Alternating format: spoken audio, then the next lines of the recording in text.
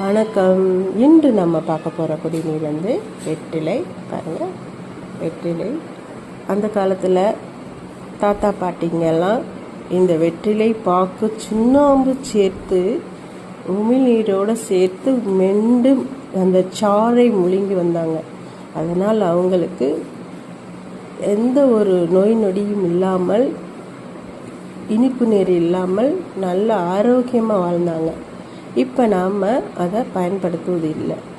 இப்போ நீங்கள் 2-3 வெற்றிலையை எடுத்து 2-3 மிளகை சேர்த்து நல்லா இடிக்கல்லால் இடிச்சிட்டு 100 ml தண்ணி வச்சு அதை நல்லா கொதிக்க வச்சு வற்ற வச்சு 50 ml மாறிய பிறகு நீங்கள் டீ மாதிரி வாரத்தில் ஒரு நாள் குடிச்சிங்கன்னா அந்த நெஞ்சு சளியை போக்கும். அது மட்டும் இல்லாமல் மலச்சிக்கல் இருந்தால் மலச்சிக்கலை போக்கும். இது அதிகமான வெற்றிலை எடுக்கக்கூடாது. ஏன்னு கேட்டிங்கன்னா வெற்றிலை வந்து கொஞ்சம் காட்டமாக இருக்கும்.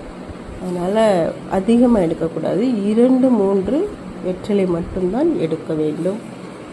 பாருங்கள், வெற்றிலை இது 50 ml தான் குடிக்கணும். அதிகமாக குடிக்கக்கூடாது.